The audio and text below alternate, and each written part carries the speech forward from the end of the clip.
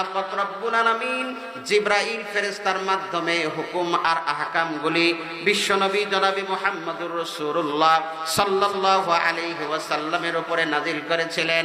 বন্ধু, যখন নামাজের হুকুম আসলো, যখন নামাজ দেওয়ার মনস্থ করলেন, আল্লাহ পাক রব্বুল আলামিন জিবরাইলকে ডেকে বলেন, জিবরাইল, নামাজ বড় দামি জিনিস রে, এটা তোমার হাতে দেওয়া যাবে না।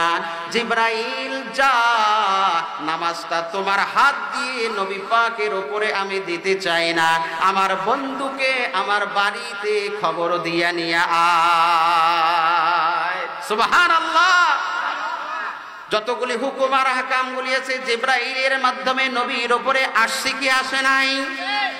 সবগুলি হুকুম আর আহকামগুলি জিবরাইলের মাধ্যমে নবী সাল্লাল্লাহু আলাইহি ওয়াসাল্লামের উপরে এসেছে। কিন্তু যখন নামাজের হুকুম আসলো, আল্লাহ পাক রব্বুল আলামিন বলেন, ও জিবরাইল, নামাজের হুকুমটা তোমার হাত দিয়ে দেব না, আমার বন্ধুকে আমার বাড়িতে খবর দিয়ে নিয়ে আয়। মুসলমান বন্ধুরা, আমার বিশাল বড় ঘটনা সংক্ষেপ করছি। বিশ্বনবী সাল্লাল্লাহু আলাইহি সাল্লাম চলে গেলেন।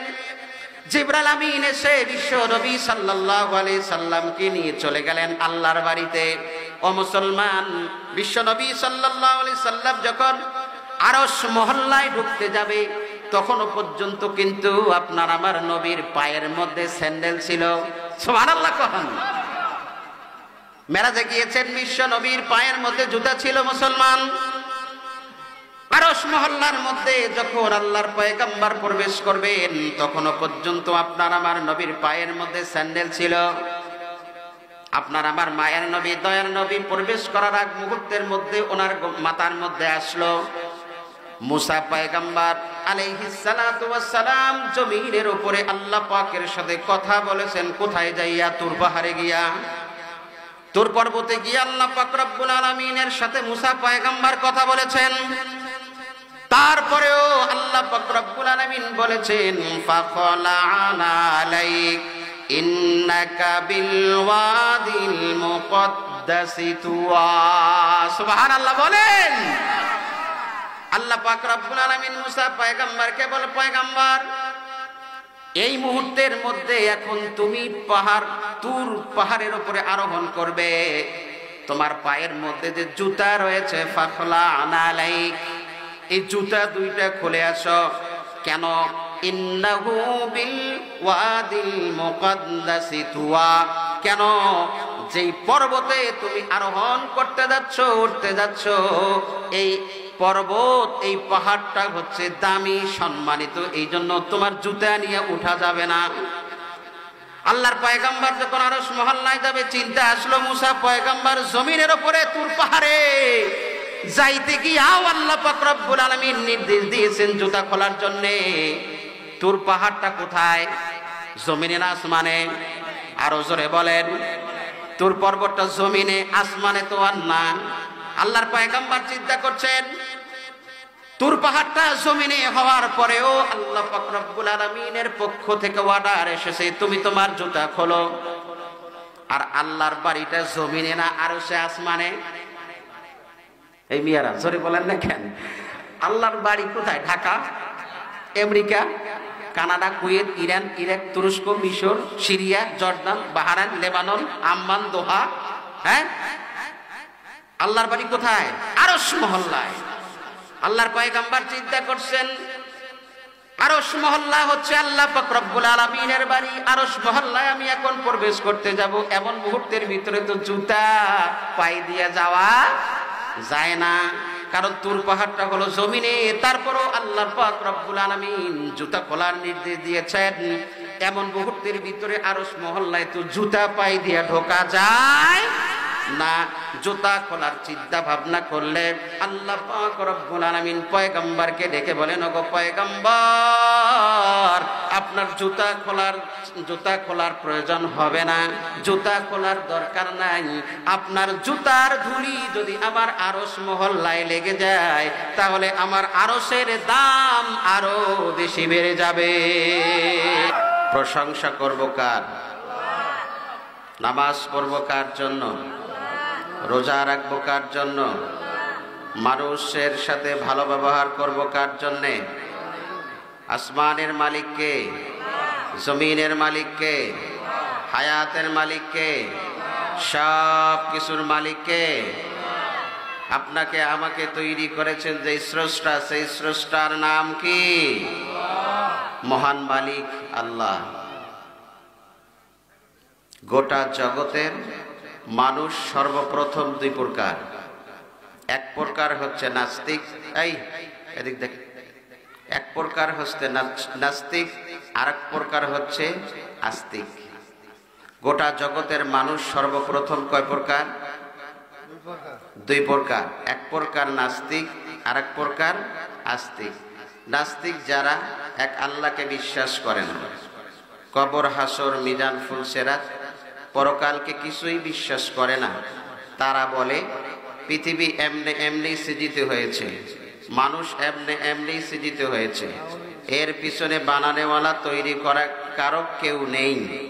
নাস্তিক যারা আল্লাহকে, স্রষ্টাকে বিশ্বাস করে তো করেই না, বরং পৃথিবী, আসমান, জমিন যা কিছু দেখছেন, যা কিছু হচ্ছে, হয়েছে, সবগুলি নাকি এমনি এমনি হয়েছে। চিৎকার দিয়ে বলেন নাউজুবিল্লাহ। এ তো গেল এক প্রকার। আর এক প্রকার হচ্ছে আস্তিক। আস্তিক আবার এক মতাদর্শের উপরে প্রতিষ্ঠিত নয়। আস্তিক হচ্ছে যারা স্রষ্টাকে বিশ্বাস করে, সৃষ্টির স্রষ্টাকে যারা বিশ্বাস করে তারা হলো আস্তিক। আল্লাহকে যারা বিশ্বাস করে তারা হলো আস্তিক। কবর, হাসর, মিজান, ফুলসিরাত, পরকালে আমাদেরকে উঠতে হবে, সেই মহান মালিকের সামনে আমাদের জীবন পরিচালনা করার যে লাইফ দিয়েছে, সেই লাইফের টোটাল A to Z পুঙ্খানুপুঙ্খভাবে হিসাব নিয়ে তারপরে আমাকে আপনাকে হয় জান্নাতে না হয় জাহান্নামে যেতে হবে। এই মানুষগুলাকে বলা হয় আস্তিক। আস্তিক আবার কয় ভাগে বিভক্ত? কেউ একত্ববাদে বিশ্বাসী, যারা এক আল্লাহকে স্রষ্টা মানে, কেউ বা দ্বৈতবাদে বিশ্বাসী, দুইজন রবকে মানে। ইহুদি সম্প্রদায়ের মানুষেরা দুইজন রবকে মানে। খ্রিস্ট ধর্মের অধিকারী যারা, খ্রিস্ট সম্প্রদায়ের মানুষেরা, তারা তিনত্ববাদে বিশ্বাসী, তিনজনকে রব মানে। আমাদের পাশাপাশি যে সম্প্রদায়ের মানুষগুলি আছে, হিন্দু সম্প্রদায়ের নামে পরিচিত, আমরা যাকে চিনি বা বুঝি, হিন্দু সম্প্রদায়ের মানুষেরা বহুত্ববাদে বিশ্বাসী, তাদের রব হচ্ছে অনেকগুলি। সাধারণভাবে আমরা যেটা বুঝি, ওনারা নাকি 12 মাসে 13 পূজা করে এবং এক একটা দেবতা এক একটা গুণাবলী আর ক্ষমতা রাখে। কখনো দুর্গা, কখনো কালী, কখনো সরস্বতী, কখনো আরেকটা দেবতা। নানান রঙের, নানান ঢঙ্গের, নানান বরণের খোদা এবং দেবতাকে তারা ইবাদত করে এবং মাবুদ মনে করে। বলুন তো দেখি, এই সম্প্রদায়ের মানুষের আকীদা আর বিশ্বাস হচ্ছে যখন কোনো মানুষ ইন্তেকাল করে মরে যায়, তখন তারা শ্মশান ঘাটি নিয়ে চিতায় তাদেরকে পোড়ায়া দেয়। তাদের আকীদা হচ্ছে পোড়ায় দিলে ছাই হয়ে যখন আকাশে উড়ে যাবে, তো পোড়ানোর কারণে তার জীবন পরিচালনা করার ক্ষেত্রে যদিও ত্রুটি বিচ্যুতি হয়েও যায়, তাকে চিতাই নিয়ে পোড়ানোর সাথে সাথে আল্লাহ তাবারক ওয়া তাআলা অর্থাৎ স্রষ্টা তাকে স্বর্গে দেয়। নাউজুবিল্লাহ পড়েন না? তাদের আকীদা আর বিশ্বাসের কথা বলছি। আর একত্ববাদে বিশ্বাসী যারা, আমরা যারা মুসলিম, এক আল্লাহকে যারা স্রষ্টা মনে করি, আমাদের আকীদা আর বিশ্বাস হচ্ছে কবর দেওয়ার সাথে সাথেই যে আমাকে মাফ করে দেবে এমনটি নয়। আমি মরে গেলাম, আমার লাইফ ইখতিতাম হয়ে গেল, আমার জীবনের লাইফ যেটা আল্লাহ পাকের পক্ষ থেকে দিয়েছে এটা শেষ হয়ে গেল, আমি মরে গেলাম, আর সাথে সাথে আল্লাহ পাক রব্বুল আলামিনের তৈরিকৃত জান্নাত পেয়ে গেলাম, এমনটি নাকি? এমনটি না, বরং আল্লাহ তাবারক ওয়া তাআলা এই পৃথিবীতে যে মানুষগুলাকে তৈরি করেছেন, তার সামনে আল্লাহ পাক রব্বুল আলামিনের পক্ষ থেকে অনেকগুলি হুকুম আর আহকাম দিয়ে প্রেরিত করেছেন। এবং গাইডলাইন দিয়েছেন, যে গাইডলাইন যেটা আমরা সহজ ভাষায় মনে করি মহাগ্রন্থ আল কোরআন। এই মহাগ্রন্থ আল কোরআনের সংস্পর্শে যারা যাবে এবং মহাগ্রন্থ কোরআনকে সামনে নিয়ে নিজের জীবন পরিচালনা করবে, সাথে সাথে পাশাপাশি বিশ্বনবী সাল্লাল্লাহু আলাইহি সাল্লামের হাদিসকে যারা অনুসরণ করবে, মানবে, আল্লাহ পাক রব্বুল আলামিন বলেন আমি কেবল মাত্র তাদেরকেই মরার সাথে সাথে বিদায় হিসেবে জান্নাত দেব। মুসলমান বন্ধুগণ আমার, এখানে যারা আছেন তারা সবাই জান্নাত যেতে চান। এখানে এমন কোন লোক নাই যে লোকটা জাহান্নাম যেতে চায়। সোহেলপুর বাজারের ভিতরে মনে করুন জীবনে কোনোদিন কখনো কোনো ওয়াক্ত নামাজ পড়ে নাই, এই ধরনের একটা মানুষকে কাছে পেয়ে যদি বলেন ভাই তোমার জীবনের অর্ধেকটাই অথবা 3 ভাগের 2 ভাগ চলে গেছে, অল্প সময়ের ভিতরে তোর ডাক এসে যাবে, তুই মরে যাবি, বলো তো দেখি কবরের ভিতরে তুই জান্নাতে থাকতে চাস না জাহান্নামে থাকতে চাস? জীবনে কখনো কোনোদিন এই লোকটা নামাজ পড়লো না, আপনি যদি বলেন মরার পরে পরে কবরটা তুই কিরকম চাস? সুখে থাকতে চাস নাকি দুঃখে, শান্তিতে নাকি অশান্তিতে? যদিও নামাজ না পড়ে বন্ধু আপনাকে থ্রেট দিয়ে বলবে বেটা বলস কি, নামাজ না পড়লে হবে কি, আমার ঈমান তাজা আছে, মরার পরে পরে আমি জান্নাতে যেতে চাই। সবাই জান্নাতে যেতে চায়। ভাই ঠিক বললাম না ঠিক বললাম? 5 ওয়াক্ত একজন মুত্তাকি পরহেজগার মানুষ যে 5 ওয়াক্ত নামাজ পড়লো, রোজা রাখলো, হজ করলো, যাকাত করলো, আলেম ওলামাদের সাথে সংশ্লিষ্টতা অর্জন করে তার নিজের জীবন পরিচালনা করলো, এই মুত্তাকি পরহেজগার মানুষটাকে যদি আপনি বলেন ভাই মরার পরে পরে তুমি কোন জায়গায় যেতে চাও, সেও কিন্তু বলবে মরার পরে পরে আমি জান্নাতে যেতে চাই। মুত্তাকি যে না, যে নামাজ পড়লো না, রোজা রাখলো না, এই ইবলিস শয়তান মানুষকেও আপনি জিজ্ঞেস করলেন, সেও জান্নাতে যেতে চায়। বন্ধু বলুন তো দেখি আল্লাহ পাক রব্বুল আলামিন কোন মানুষটাকে জান্নাত দিবে? মুত্তাকি পরহেজগার নামাজি ইমানদার বান্দাকে জান্নাত দিবে, নাকি যে জীবনে কখনো কোনোদিন নামাজ পড়ে নাই সেই মানুষটাকে জান্নাত দিবে? কোন মানুষটাকে জান্নাত দিবে? যে নাকি আল্লাহ পাক রব্বুল আলামিনের পক্ষ থেকে নাজিলকৃত এবং পাঠানো প্রেরিত যে হুকুমগুলি আল্লাহ পাক মানুষের জন্য দিয়েছে, এটা করো না, এটা করলে তোর গুনাহ হবে, এটা করো না, এটা হারাম, এটা করো না, এটা নাজায়েজ, এই নাজায়েজ আর হারাম এই জিনিসগুলি থেকে বেঁচে থাকলে, জায়েজের উপরে চললে, হালালের উপরে চললে, সব কিছু আল্লাহর হুকুম আর আহকাম নবী পাক সাল্লাল্লাহু আলাইহি ওয়াসাল্লামের তরিকা অনুযায়ী চললেই কেবল মাত্র ওই ব্যক্তিটাকে আল্লাহ তাআলা জান্নাত দিবেন। দুই একজনই বলছে সুবহানাল্লাহ, সবাই বলেন সুবহানাল্লাহ, আরো জোরে বলেন, সবাই মিলে বলেন, একসাথে বলেন সুবহানাল্লাহর অর্থ কি? সুবহানাল্লাহর অর্থ হলো আল্লাহ পবিত্র। মুসলমান বন্ধুরা রে আমার, আপনি আর আমি যদি বারবার বলি সুবহানাল্লাহ সুবহানাল্লাহ সুবহানাল্লাহ সুবহানাল্লাহ, এর অর্থ হচ্ছে আমি স্লোগান দিচ্ছি আল্লাহ পবিত্র, আল্লাহ পবিত্র, আল্লাহ পবিত্র, আল্লাহ পবিত্র, আল্লাহ পবিত্র। বন্ধু স্লোগান দিচ্ছেন কার? আরো জোরে বলেন, স্লোগান দিচ্ছেন কার? আল্লাহর স্লোগান দিচ্ছেন। দুনিয়ার মানুষের পক্ষ থেকে ভোটের সময় যদি ওই ক্যান্ডিডেটের পক্ষে আপনি স্লোগান দেন, তাহলে যে ভোটে দাঁড়াইছে সেই লোকটা খুশি হয় কি হয় না? বলে কি বলে না? আমার জন্য সে স্লোগান দিচ্ছে। কি স্লোগান দেন? অমুক ভাইয়ের চরিত্র ফুলের মতো পবিত্র, বেটা নামাজ পড়ে না এক ওয়াক্ত। বন্ধুরা রে আমার, আপনি স্লোগান দিচ্ছেন অমুক ভাইয়ের চরিত্র ফুলের মতো পবিত্র, নামাজ পড়ে না, তারপর স্লোগান দিচ্ছেন কেন? মিষ্টি খাওয়ার জন্য আর মুড়ি খাওয়ার জন্যে।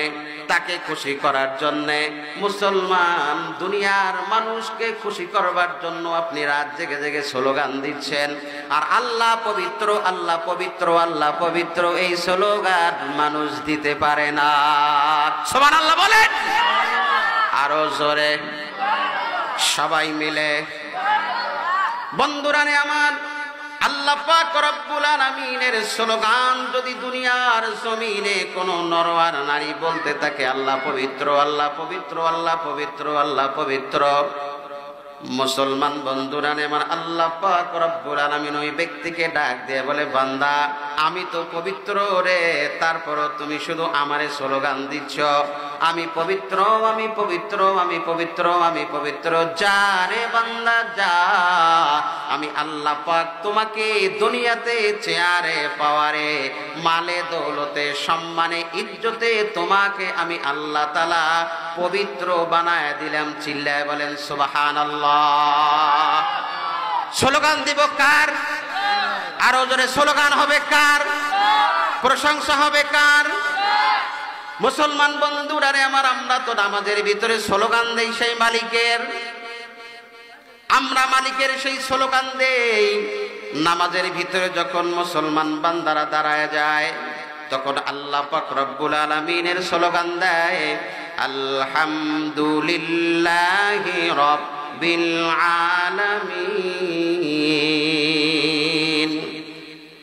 মুসলমান বন্ধুরা রে আমার, বিশ্বনবী সাল্লাল্লাহু আলাইহি ওয়াসাল্লাম হাদিস শরীফের ভিতরে বয়ান করেন, গোটা কোরআনুল কারীমের মধ্যে 114টা সূরা নাজিল হয়েছে। জোরে বলুন তো দেখি, গোটা কোরআন শরীফের ভিতরে কয়টা সূরা আল্লাহ তাআলা নাজিল করেছেন? 114টি সূরা আল্লাহ তাআলা নাজিল করেছেন।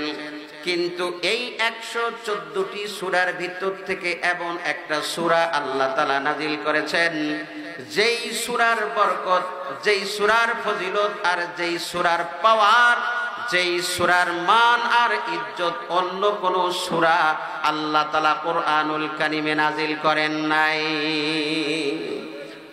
মুসলমান বন্ধুরা রে আমার, বিশ্বনবী সাল্লাল্লাহু আলাইহি ওয়াসাল্লাম আরো বলেন, এই পৃথিবীতে আল্লাহ পাক রব্বুল আলামিনের পক্ষ থেকে নির্ধারিত নাজিলকৃত যে সমস্ত পয়গম্বররা দুনিয়াতে এসেছেন, কোন কোন বর্ণনায় কেউ কেউ বলে 1,26,000 পয়গম্বর অথবা 2,26,000 পয়গম্বর দুনিয়াতে আল্লাহ তাআলা নাজিল করেছেন। এই গোটা পয়গম্বর নবী রাসূল গুনার ভিতর থেকে শুধুমাত্র 4 জন পয়গম্বরকে আল্লাহ তাবারক ওয়া তাআলা পূর্ণাঙ্গ কিতাব দিয়েছিলেন।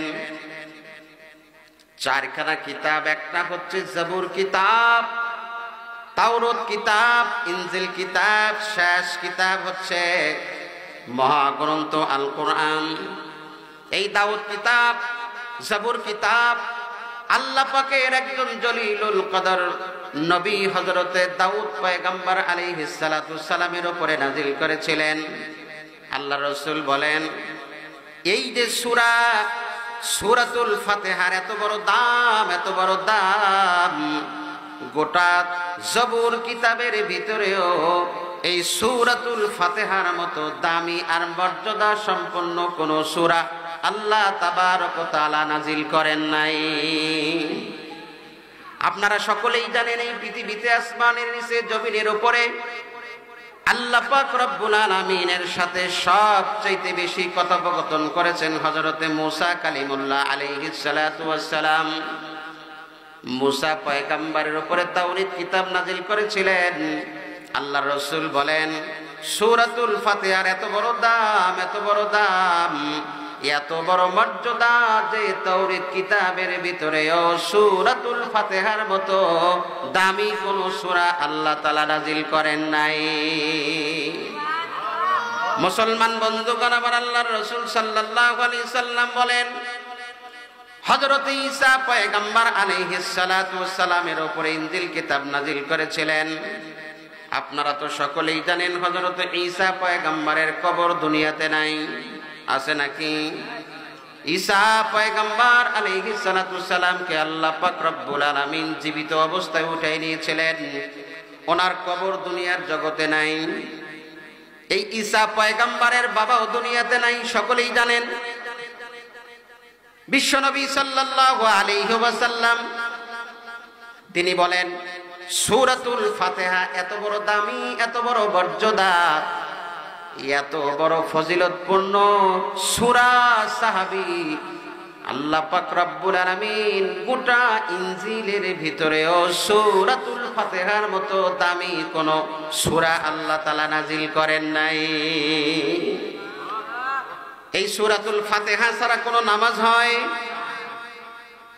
আপনি ফরজ নামাজ পড়তে যাবেন সূরাতুল ফাতিহা লাগবে, নফল নামাজ পড়তে যাবেন সূরাতুল ফাতিহা লাগবে, সুন্নত নামাজ পড়তে যাবেন সূরাতুল ফাতিহা লাগবে, আওয়াবিন নামাজ পড়তে যাবেন সূরাতুল ফাতিহা লাগবে, চাষ আর ইশরাকের নামাজ পড়বেন সূরাতুল ফাতিহা লাগবে, তাহাজ্জুদের নামাজ পড়বেন, যত রকমের নামাজ আছে, তাহিয়াতুল ওযু, দুখুলুল মসজিদ যাই পড়েন না কেন, সমস্ত নামাজের ভিতরে সূরাতুল ফাতিহা প্রয়োজন আছে না নাই?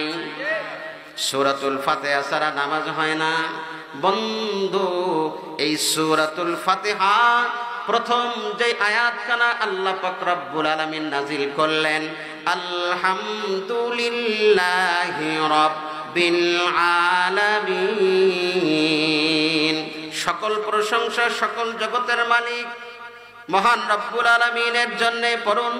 সকল জগতের সকল প্রশংসা সকল জগতের মালিক মহান রব্বুল আলামিনের জন্য। মুসলমান বন্ধুরা আমার, সকল প্রশংসা সকল জগতের মালিক, এখানে আলামিন শব্দ ব্যবহার হয়েছে।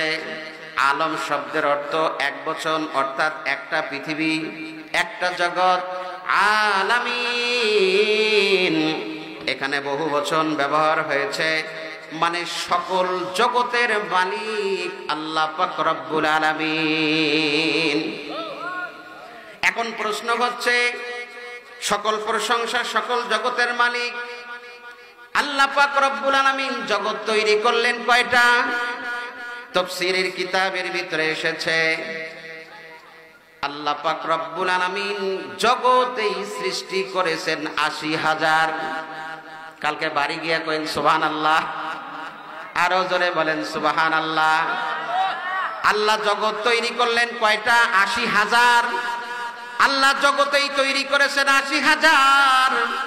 মুসলমান বন্ধুরা আমার, আল্লাহ পাক রব্বুল আলামিন ৮০,০০০ জগৎ তৈরি করেছেন। কিন্তু সাধারণ মানুষ আমরা যারা আছি, আমরা কিন্তু বলি ১৮,০০০ মাখলুকাত।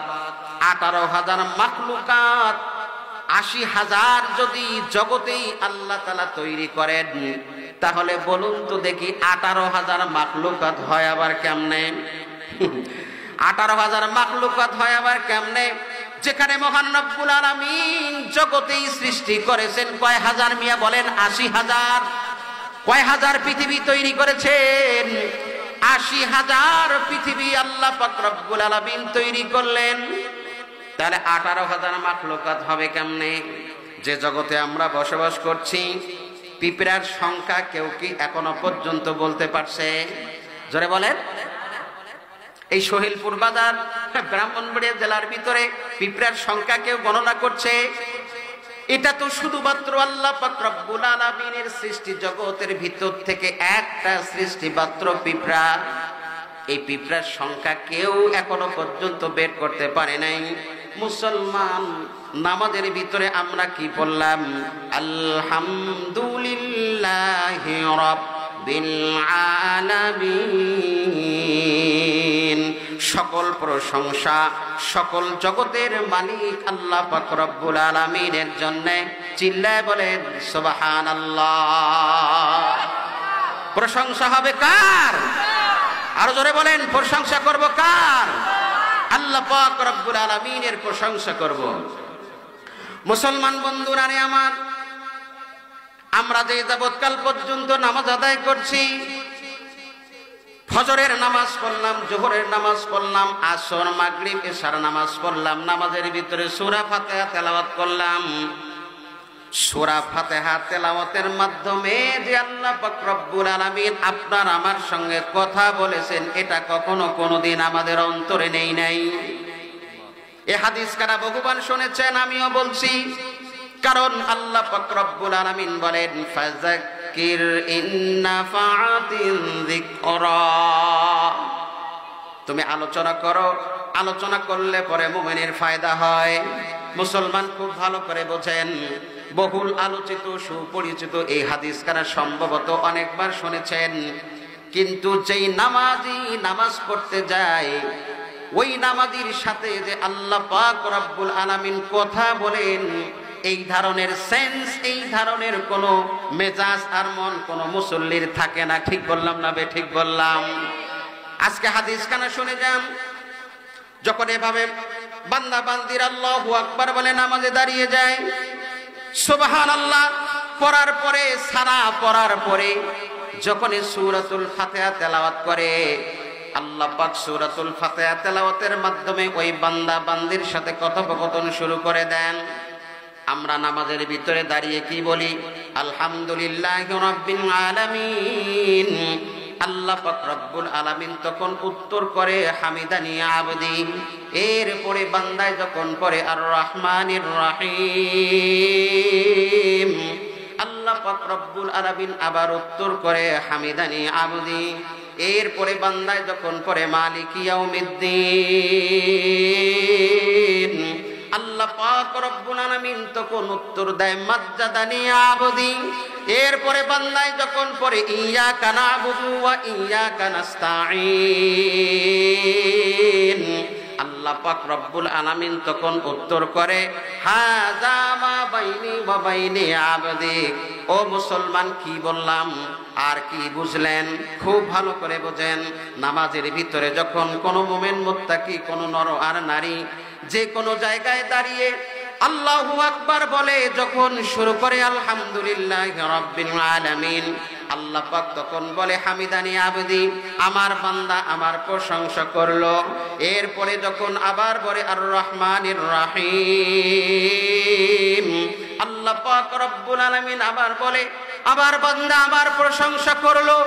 এরপরে বান্দা আবার যখন পড়ে মালিকি ইয়াউমিদ্দিন, আল্লাহ পাক রব্বুল আলামিন বলেন মাজ্জাদানি আবদি, আমার বান্দা আমার চরম বরত্বের স্লোগান দিল। এরপরে বান্দায় যখন পড়ে ইয়াকা না'বুদু ওয়া ইয়াকা নাস্তাঈন, আল্লাহ পাক রব্বুল আলামিন তখন বলে বান্দা এই আয়াতের অর্ধেক তোমার আর অর্ধেক আমার, তুই এখন আমার কাছে যা চাইবি আমি আল্লাহ তোমাকে তাই দিয়ে দিব। মুসলমান বন্ধুগণ আমার, নামাজের ভিতরে আমরা শুধু সূরাতুল ফাতিহার 4খানা আয়াত 3খানা আয়াত তেলাওয়াত করার পরে আল্লাহ পাক খুশি হয়ে গেলেন। আপনারা কি ভাবছেন ওই যে মেম্বার চেয়ারম্যানিতে যারা দাঁড়ায় তার পিছনে স্লোগান দিচ্ছেন তারাই শুধু খুশি হয়? তারা বরং আপনাকে আমাকে যিনি বানিয়েছেন সেই মহান মালিকের যদি কেউ স্লোগান দিতে পারে, আল্লাহ পাক রব্বুল আলামিনও তার প্রতি খুশি হয়ে যায়। স্লোগান হবে কার? স্লোগান দিব কার? এখন যদি আল্লাহর হয়ে যায় আর কারো স্লোগান দিবেন না, মনে রেখে। হ্যাঁ, স্লোগান যদি হয় তাহলে তো স্লোগান হবে আল্লাহর। কি ভাই ঠিক না বেটে? স্লোগান হবে তো হবে, স্লোগান পাবে তো পাবে, স্লোগান শুনবে তো শুনবে যিনি আমাকে আপনাকে তৈরি করেছেন, তিনি হলেন আল্লাহ। মুসলমান বন্ধুরা রে আমার, একটা হাদিস বলে যায়, এই যে আমরা নামাজের ভিতরে দাঁড়িয়ে গেলাম, মানুষ সিজদার মধ্যে চলে যায়। কেউ বা মসজিদের ভিতরে নামাজ আদায় করে, কেউ বা ঘরের ভিতরে, কেউ বা বাজারে দোকানে, কেউ বা ঘাটে মাঠে। বলুন তো দেখি, এভাবে আল্লাহু আকবার বলে নিয়াত বাঁধে কি বাঁধে না? আহা, আল্লাহ পাক রব্বুল আলামিন এত খুশি হয়, এত খুশি হয়। বলুন তো এমন কোন অপরাধী আছে নাকি অপরাধীকে অপরাধ করার পরে থানার মধ্যে গিয়ে নিজে নিজে স্যালেন্ডার করে? এই ধরনের কোন আসামি আছে নাকি? পুলিশ দিয়ে দারোগা দিয়ে তারে খুঁজে খুঁজে পিটে তারপরে ধরে কি ধরে না? নিজে নিজে কেউ স্যালেন্ডার করে না, ভুল স্বীকার করে না। কিন্তু মুসলমান আমরা যখন দাঁড়িয়ে যাই আল্লাহু আকবার বলে, হাত যখন আমি বেঁধে নিলাম, মানে আল্লাহ পাক রব্বুল আলামিনের কাছে আমি সারেন্ডার হয়ে গেলাম। আল্লাহ পাক খুশি হয়ে যায়। বান্দায় যখন রুকু কমপ্লিট করে সিজদায় চলে যায়, অথবা পাটি অথবা মসজিদের ভিতরে কোনো উন্নত মানের গালিচা আর কার্পেট যদি থাকে, সেটা বন্ধু মনে করছো কি যে তোমার আমার সিজদাটা কি শুধু মাটির উপরে পড়ে? বন্ধু, তুমি কি মনে করেছো যে তোমার আমার সিজদাটা চাটাইয়ের উপরে পড়েছে? না না না, এই নামাজি ব্যক্তির বান্দা বান্দির সিজদাটা মহান আল্লাহ পাক রব্বুল আলামিনের কুদরতি পায়ের উপরে পড়েছে। আল্লাহু আকবার বলেন, আরো জোরে বলেন আল্লাহু আকবার। আল্লাহ সবার বড়, বড় তো বড়, আল্লাহ সবার বড়। আল্লাহু আকবার বলেন, আল্লাহু আকবার।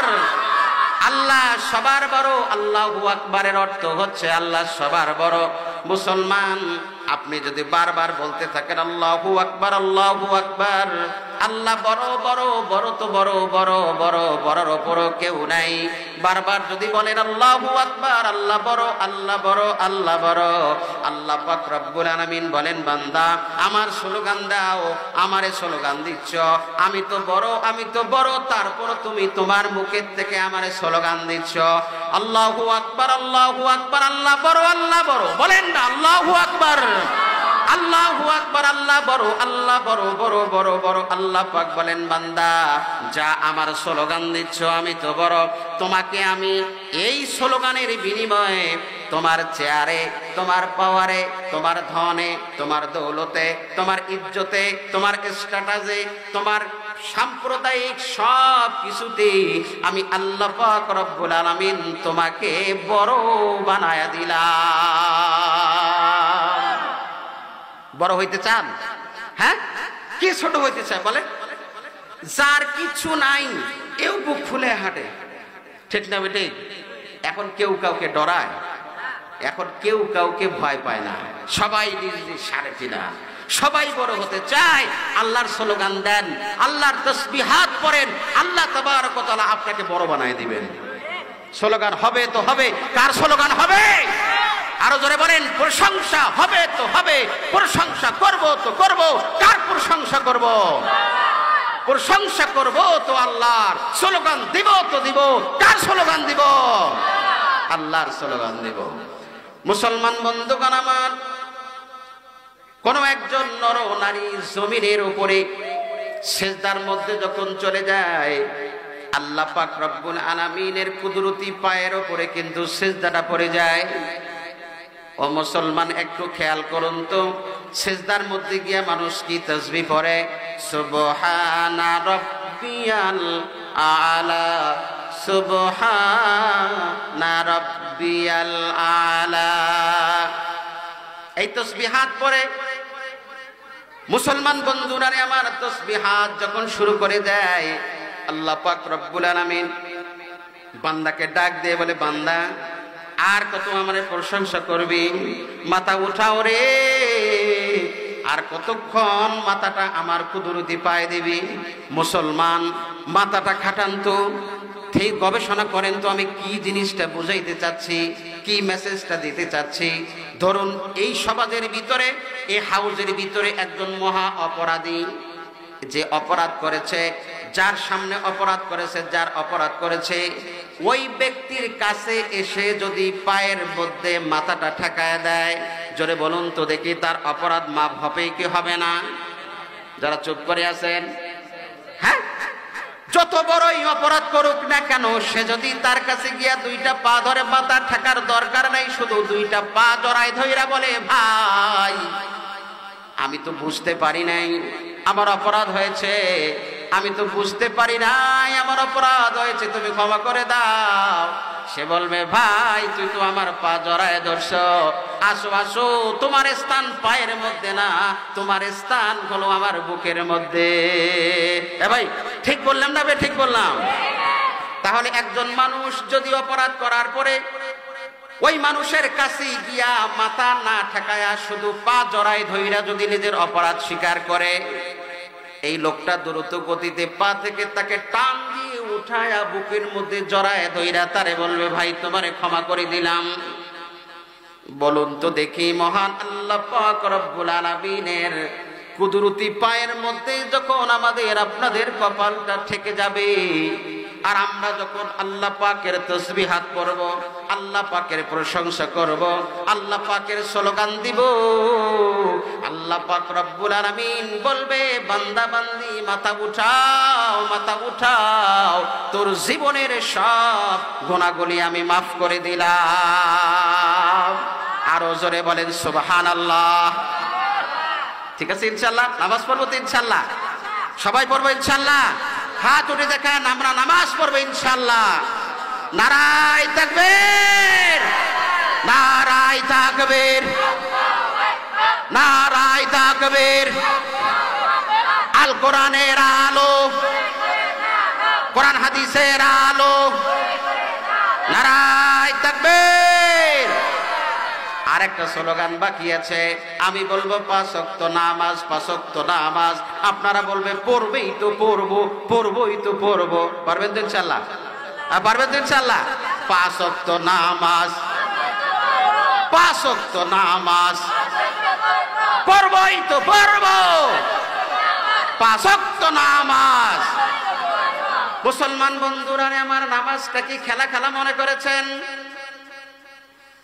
আমার পাশে 2 জন ভাই বসে আছে, কথার কথা বলছি, এই যে কোনো এক ভাই বিদেশে চলে গেছে, ওনার স্ত্রী ওনার মেয়েকে বিবাহ দেওয়ার পরে বৎসরে বা 6 মাসে মেয়ের বাড়িতে হাদিয়া তোহফা পাঠায় কি পাঠায় না?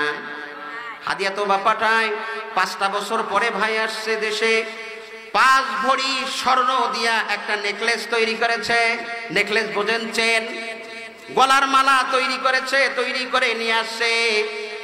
তো 5টা বছর পর্যন্ত মেয়ের মা ছেলের দ্বারায় শীতকালীন পিঠাগুলি তার মেয়ের বাড়িতে পাঠায় কি পাঠায় না? আম কাঁঠালের সিজন হলে আম কাঁঠালগুলি পাঠায় কি পাঠায় না? ঈদের সিজনে আসলে ঈদের জামা কাপড়গুলি ছেলের মাধ্যমে মেয়ের বাড়িতে পাঠায় কি পাঠায় না? বন্ধুরে খুব ভালো করে বোঝেন, আল্লাহ পাক রব্বুল মানে এই ব্যক্তিটা যখন বিদেশ থেকে চলে আসলো, 5 ভরি স্বর্ণ দিয়া একটা গলার মালা যখন দেশের ভিতরে নিয়ে আসছে, এখন বলুন তো দেখি, এই নেকলেসটা, এই মালাটা ওই ছোট্ট বাচ্চাটাকে দিয়া মেয়ের বাড়িতে পাঠাবে কিনা? পাঠাবে না। কারণ সে বলবে, 5 ভরি স্বর্ণ দিয়ে নেকলেস তৈরি করেছে তোর বাবা, এটা বড় দামি জিনিস রে, এটা তোমার হাতে দেওয়া যাবে না। তোমার দুলাভাইকে আর তোমার আপাকে আমার বাড়িতে খবর দিয়া নিয়ে আয়। এ ভাই বলে কি বলে না? এটা দেওয়া যাবে না, তোমার হাতে এটা দেওয়া যাবে না। মুসলমান বন্ধুরা আমার, খুব ভালো করে বোঝেন তো, আমার বক্তব্যের সাথে আপনাদের থিংস আর গবেষণা মেলে কি মেলে না? আল্লাহ পাক রব্বুল আলামিন জিবরাইল ফেরেশতার মাধ্যমে হুকুম আর আহকামগুলি বিশ্বনবী জনাবি মুহাম্মদুর রাসূলুল্লাহ সাল্লাল্লাহু আলাইহি ওয়াসাল্লামের উপরে নাজিল করেছিলেন। বন্ধু, যখন নামাজের হুকুম আসলো, যখন নামাজ দেওয়ার মনস্থ করলেন, আল্লাহ পাক রব্বুল আলামিন জিবরাইলকে ডেকে বলেন, জিবরাইল, নামাজ বড় দামি জিনিস রে, এটা তোমার হাতে দেওয়া যাবে না।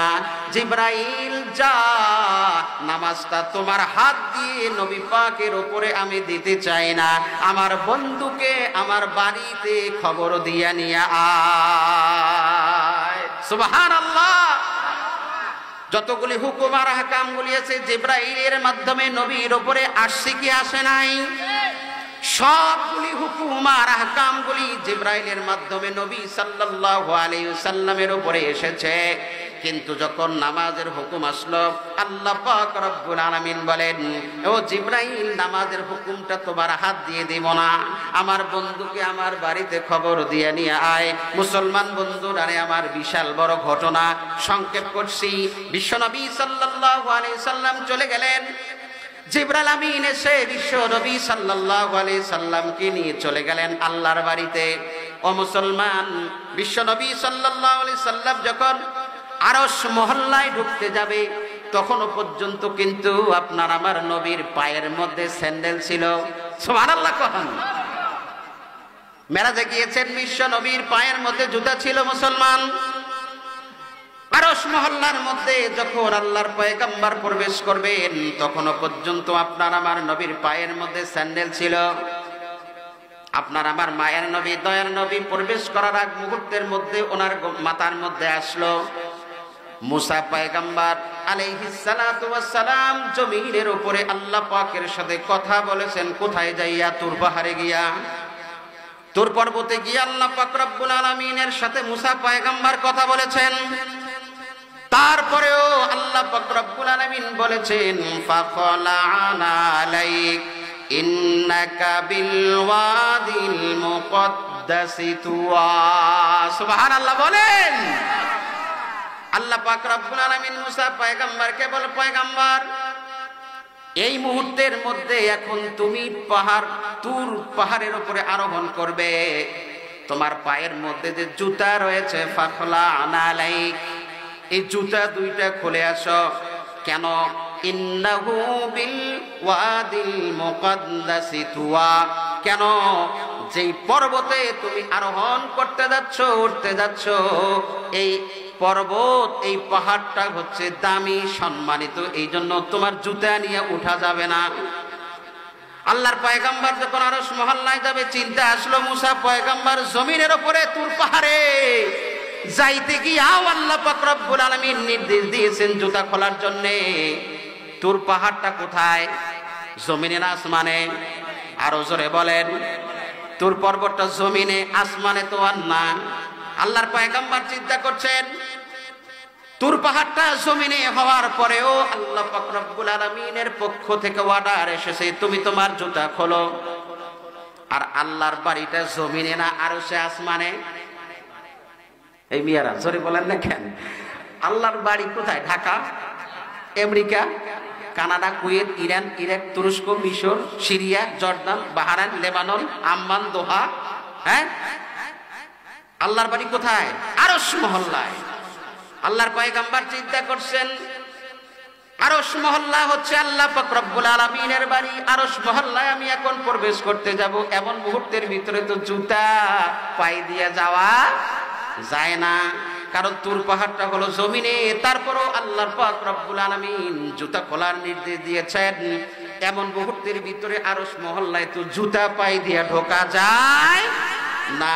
জুতা খোলার চিন্তা ভাবনা করলে আল্লাহ পাক রব্বুল আলামিন পয়গম্বরকে ডেকে বলেন, ওগো পয়গম্বর আপনার জুতা খোলার প্রয়োজন হবে না, জুতা খোলার দরকার নাই। আপনার জুতার ধুলি যদি আমার আরশ মহল্লায় লেগে যায় তাহলে আমার আরশের দাম আরো বেশি বেড়ে যাবে। আরো জোরে বলেন সুবহানাল্লাহ, আল্লাহু আকবার। মুসলমান বন্ধুরা রে আমার, আল্লাহর নবী আল্লাহ পাকের বাড়িতে প্রবেশ করলেন। কত শত হাজার বছর পর্যন্ত যে আল্লাহ পাক রব্বুল আলামিনের সাথে ডিসকাস করছেন, প্রেমের আলাপ করছেন, এটা আল্লাহ পাক রব্বুল আলামিনই জানে। কিন্তু তারপরেও আল্লাহ পাক রব্বুল আলামিন তার প্রিয় হাবিব বন্ধুকে দুনিয়াতে পাঠাইতে চাচ্ছেন না। এমন মুহূর্তের ভিতরে হযরতে মূসা পয়গম্বরকে ডেকে বলে, পয়গম্বর আমার নবী কিন্তু অল্প সময়ের ভিতরে দুনিয়ার ভিতরে চলে যাবে। প্রধান বক্তা আছে, নারায়ে তাকবীর। হুজুরের জায়গা করে দেন। হুজুর যত তাড়াতাড়ি আসবে আমি তত তাড়াতাড়ি শেষ করব, তত আপনাদের জন্য ভালো। কি বলেন ভাই? ইনশাআল্লাহ হুজুর আমরা শেষ করব। বন্ধুগণ আমার, আল্লাহ পাক রব্বুল আলামিন মূসা পয়গম্বরকে ডাক দিয়ে বলে, পয়গম্বর তুমি চতুর্থ আসমানে দাঁড়াও। আমার পয়গম্বর যখন আমার কাছ থেকে চলে যাবে তুমি তার সাথে সাক্ষাৎ করে কথোপকথন করে আবার আমার হাবিবকে আমার কাছে পাঠাও। আল্লাহ পাক রব্বুল আলামিন প্রথম অবস্থায় যখন পয়গম্বরকে দুনিয়াতে পাঠাইলেন 50 ওয়াক্ত নামাজ দিয়েছিলেন। আল্লাহ পাক রব্বুল আলামিনের ইনফরমেশন অনুযায়ী যখন মূসা পয়গম্বরের সাথে সাক্ষাৎ হয়, মূসা পয়গম্বর আল্লাহর পয়গম্বরকে বলে, কি নিয়ে আসছেন? কয় নামাজ নিয়ে আসছি। কত ওয়াক্ত নামাজ? কয় 50 ওয়াক্ত নামাজ নিয়ে আসছি। মূসা পয়গম্বর বলে, না 50 ওয়াক্ত নামাজ আদায় করতে পারবে না, আবার আল্লাহর কাছে চলে যান। খেলা কার? আল্লাহর খেলা। আল্লাহ তো ইচ্ছা করলে প্রথমে 5 ওয়াক্ত নামাজ দিতে পারতেন। আবার চলে গেছেন আল্লাহর পয়গম্বর আল্লাহ পাক রব্বুল আলামিনের কাছে। আল্লাহ পাক রব্বুল আলামিন আল্লাহর পয়গম্বরকে ডেকে বলেন, পয়গম্বর আপনি যে আমার বাড়িতে আসছেন কেন? কইয়া আল্লাহ আমার উম্মতেরা 50 ওয়াক্ত নামাজ আদায় করতে পারবে না। কয় ঠিক আছে পয়গম্বর 5 ওয়াক্ত কমাই দিলাম, 50 ওয়াক্ত নিয়ে যান। আর মুসা পয়গম্বরকে বলে, পয়গম্বর খবরদার রাস্তা ছাড়িস না। সুবহানাল্লাহ কইতেন না? খবরদার রাস্তা ছাড়ো না, ওখানে দাঁড়াও। আবার পয়গম্বর যাচ্ছে, আমার মন চায় না আমার পয়গম্বরকে এত দ্রুত গতিতে আমার কাছ থেকে বিদায় দিতে মনে চায় না। ভালোবাসার মানুষ তো এই জন্য আর মনে চায় না। মুসা পয়গম্বরকে আবার দাঁড় করে রাখছে। বিশ্বনবী সাল্লাল্লাহু আলাইহি ওয়াসাল্লাম 45 ওয়াক্ত নামাজ নিয়ে আবার আসছে। দুইজনের সাথে সাক্ষাৎ হয়ে গেল। ডিসকাসের পরে মুসা পয়গম্বর বলে, ইয়া রাসূলুল্লাহ কত নিয়ে আসছেন? কয় 45। হবে না, আবার যান। খেলাকার মানে আল্লাহ পাক মুসাকে দাঁড় করে রাখছে। মুসা পয়গম্বর আমার নবী যাতে সহজে বাড়িতে যেতে না পারে। আল্লাহু আকবার বলেন। আবার আসছে, হবে না, পারবে না, আবার চলে যান। মুসা পয়গম্বরের কথা শুনে বিশ্বনবী সাল্লাল্লাহু আলাইহি সাল্লাম আবার চলে গেলেন। আল্লাহ পাক রব্বুল আলামিন বিশ্বনবীকে দেখে বলেন, কি ব্যাপার আবার আসছেন? কইয়া আল্লাহ আমার উম্মতেরা 45 ওয়াক্ত নামাজ আদায় করতে পারবে না। আল্লাহ পাক রব্বুল আলামিন কয় ওয়াক্ত কমাইছেন? আর জোরে বলেন না ভাই, এটা সহজ ঘটনা। কয় ওয়াক্ত? 5 ওয়াক্ত কমায়া কয় ওয়াক্ত দিলেন? 40 ওয়াক্ত দিয়া আবার পাঠাই দিলেন। আল্লাহ পাক মুসা পয়গম্বরকে বলে, কি মুসা রাস্তা ছেড়েছো নাকি? কয় না আল্লাহ, দাঁড়াও ওখানে, আমার পয়গম্বর আবার আসতেছে, আবার কথোপকথন করো, দেখা করো, সাক্ষাৎ করো, আবার আমার কাছে পাঠাও। আমার মন চায় না আমার হাবিব আমার কাছ থেকে দ্রুত গতিতে দুনিয়াতে চলে যাক। আল্লাহু আকবার বলেন। এভাবে কয়বার সাক্ষাৎ করে পাঠাইছেন? 9 বার পর্যন্ত সাক্ষাৎ করে মুসা পয়গম্বরের দ্বারাই আল্লাহ পাক রব্বুল আলামিন আল্লাহর হাবিবকে আল্লাহর কাছে নিছেন। কয়বার? 9 বার আল্লাহ পাক রব্বুল আলামিন তার প্রিয় হাবিবকে কাছে নিয়ে 5 ওয়াক্ত করে কমাইতে কয়বার দিবেন? জোরে বলেন, কয় ওয়াক্ত দিবেন? এরপরে আবার আল্লাহ পাক রব্বুল আলামিন মুসাকে বলে, কিরে মুসা তুই গেছস কিনা? কয় না। দাঁড়াও, 5 ওয়াক্ত নিয়ে যাচ্ছে, আমার মন চায় না আমার হাবিব আমার কাছ থেকে দ্রুত চলে যাক। 5 ওয়াক্ত নামাজ কিন্তু, এই বোঝেন, ভালো করে বোঝেন, 5 ওয়াক্ত নামাজ। তারপর আল্লাহ পাক রব্বুল আলামিন মুসা পয়গম্বরকে বলছে, ওখানে দাঁড়াও, আমার হাবিব যাচ্ছে, আমার মনটা চাচ্ছে না আমার কাছ থেকে আমার হাবিব দ্রুত চলে যাক। নামাজ আছে কয় ওয়াক্ত? 5 ওয়াক্ত নামাজ আছে। মুসা পয়গম্বর আবার রাস্তার মধ্যে দাঁড়ানো, সাক্ষাৎ হয়ে গেল। পয়গম্বরকে বললেন, পয়গম্বর কয় ওয়াক্ত? কয় 5 ওয়াক্ত। হবে না, 5 ওয়াক্ত নামাজ আদায় করতে পারবে না। আল্লাহর পয়গম্বর বলে, মুসা 9টা বার পর্যন্ত আমি আল্লাহ পাক রব্বুল আলামিনের কাছে গিয়েছি, আর যেতে চাই না, আমার শরম লাগে। আল্লাহ পাক রব্বুল আলামিন যখন 5 ওয়াক্ত নামাজ বিশ্বনবী নিয়ে আসতেছিলেন, আল্লাহ পাক রব্বুল আলামিন আপনার আমার পয়গম্বরকে ডাক দিয়ে বলে, ওগো নবীজি 5 ওয়াক্ত নামাজ নিয়ে যাচ্ছেন, আপনার কোন উম্মতি যদি কন্টিনিউ প্রত্যেক দিন 5 ওয়াক্ত নামাজ আদায় করে, আমি আল্লাহ তার আমল নামায় 50 ওয়াক্ত নামাজের সওয়াব দিয়ে দিব। আরো জোরে বলেন সুবহানাল্লাহ। নামাজ পড়বো তো ইনশাআল্লাহ? ইনশাআল্লাহ নামাজ পড়বো তো? আরেকবার পড়বোই তো পড়বো। 5 ওয়াক্ত নামাজ, 5 ওয়াক্ত নামাজ। আরো জোরে 5 ওয়াক্ত নামাজ, আরো জোরে 5 ওয়াক্ত নামাজ। পড়বোই তো পড়বো। আল্লাহ তাবারক ওয়া তাআলা আমরা যারা এখানে আছি সবাইকে কন্টিনিউ 5 ওয়াক্ত নামাজ আদায় করার তৌফিক দান করুক। সবাই বলেন আমিন। ও আখিরি দাওয়ার আলহামদুলিল্লাহি রাব্বিল আলামিন। হুজুর আসছে, হুজুরকে কষ্ট দিলাম।